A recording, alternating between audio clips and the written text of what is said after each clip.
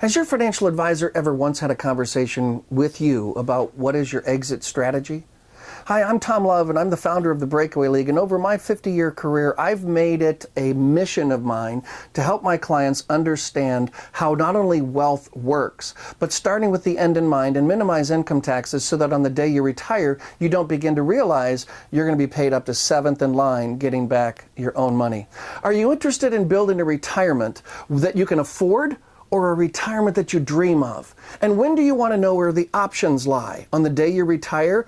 I'll give you an example. If you truly understand the safe withdrawal rate, where we have an 85% chance of not running out of money over a 30-year period of time adjusted for inflation, you can only take out roughly 3% of your retirement account. So for every $1 million you own, you can take $30,000 out taxable, and you still have a 15% chance of running out of money.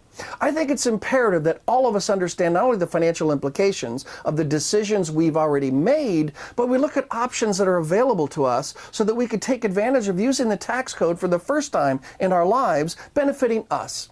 We teach people how wealth works. For more information, click below. We'd love to have a conversation.